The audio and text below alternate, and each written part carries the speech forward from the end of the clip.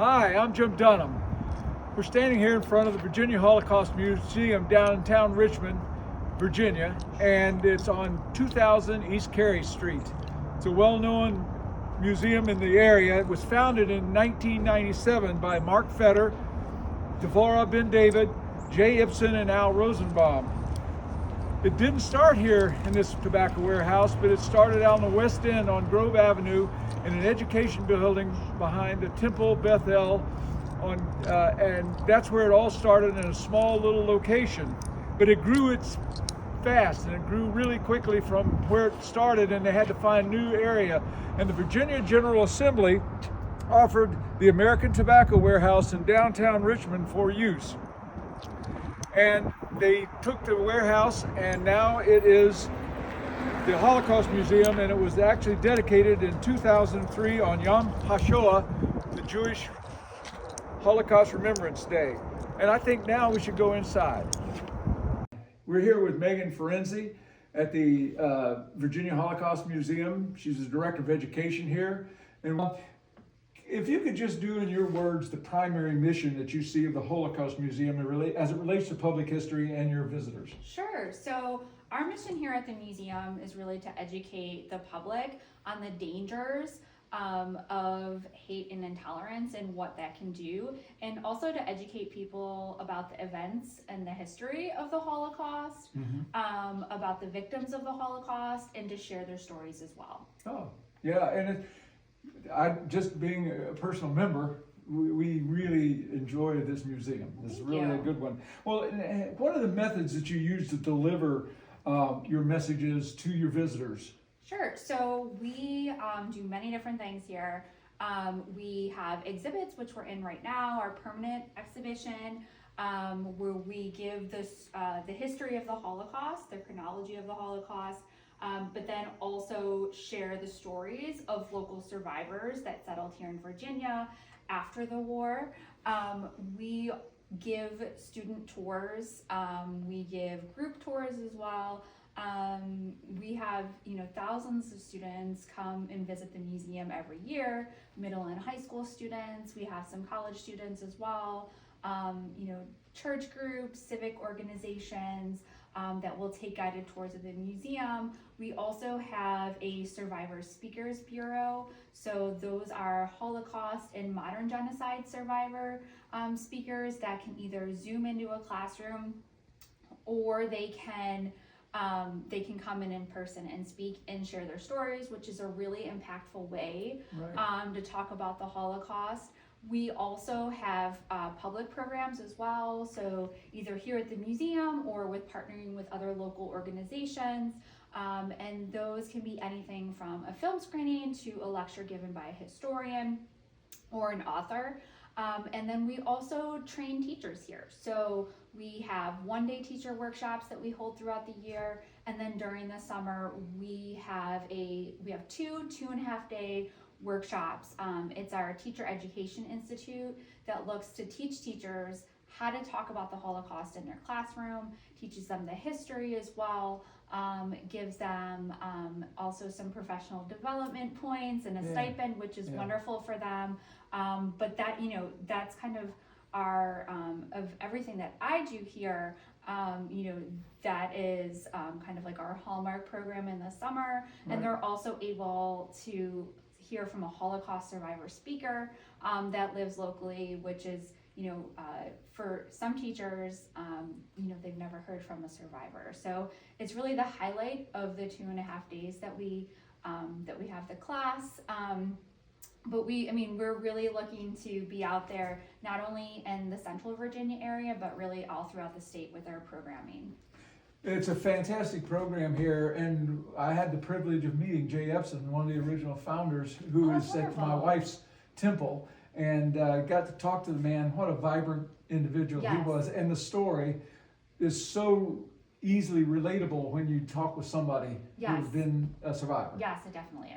Well, let's thank you. I think what we'd like to do now is take a look at a few of your exhibits. Would that be good? That sounds great. Thank you. We're here in the Ghettos and Camp exhibit. Could you tell us a little bit about the exhibit itself? Sure. So this is one of our newer exhibits, and we created this one to talk about what life is like in concentration camps and in ghettos for the victims of the Nazis. And throughout the exhibit, you can hear from actual Holocaust survivors that live locally in Virginia, and each of them shares their unique experiences during this time, because that is one of the things that we try and do here at the museum, is to share those diverse experiences that Holocaust victims and survivors had during this time. So we talk about what life was like in camps, we talk about what life was like in ghettos, and then we also show the different meals that they would have during the day. We have a map in the back that shows the different camps, and I think people are surprised by that because there are thousands of different camps. And for the most part, in movies, books, and even in school, we only learn about a handful of them. So I think to show kind of the gravity of this as well and how widespread it was. And then, one of the other themes that we try and talk about in this exhibit is the dehumanization of individuals and the way people were treated. And we have some museum artifacts down here to help do that, like this concentration camp uniform with the stripes.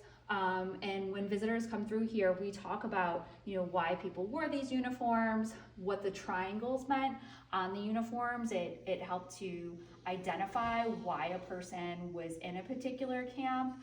And I think too, with the artifacts and with these personal stories, it helps to really humanize this history for people as well. So it's not just something you're reading about in a book and a movie, Yes. but in sharing these individual stories that people realize, it humanizes it for them. It was the tragedy of camps and all the ghetto work that they went through. Well, thank you so much for showing us this exhibit. Hey, Megan, here we are in the area where you discuss in your exhibits about deportation, which was a crucial issue for a lot of Jewish people, both in trying to get in and out of the country. What does the museum do for and speak to in that case? So in this room right here, we talk about the process of deportation. And I think it's important through all of our museum exhibits that we, share historical background, but also we shake up people's perception of what the Holocaust was, right? And I think people know about deportation, right? That it was conducted by train a lot of times. But we also have a video in the room that shares different methods of deportation. So deportation could happen by rail, which was the most common. It could happen by wagon. It could happen by foot, and it could also happen by boat. So in sharing, that historical footage, we help to expand on people's knowledge of the history of the Holocaust and what it was, and also are sharing, real footage from the time, which again helps to personalize what people are going through. Within the room, I think it's important that we have the stories of two local survivors and what they went through during deportation.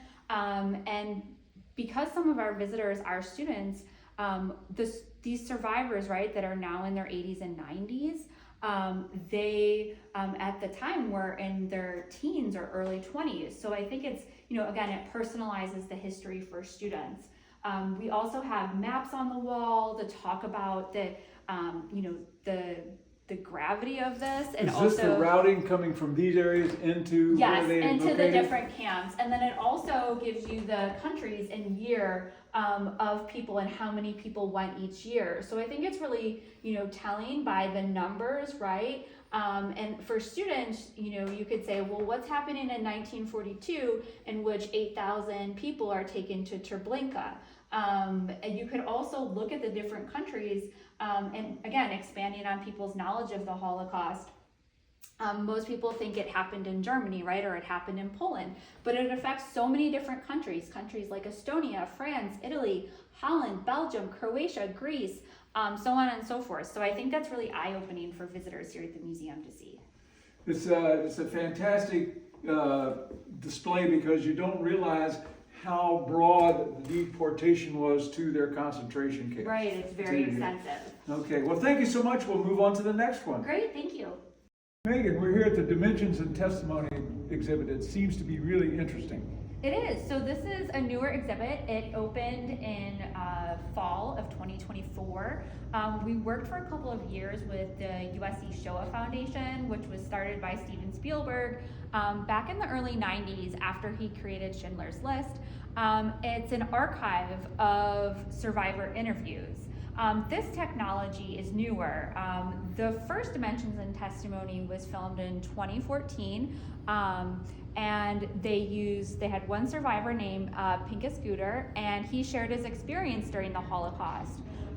But instead of a traditional filming of the survivor, they then use that technology to try and create an almost interactive biography with the person. So over a week they were asked over 1,000 questions, everything from their experience during the Holocaust, all the way to, what is the message that you would leave people? What's your favorite color? Tell us a joke, sing us a song. Yes, it's very interesting.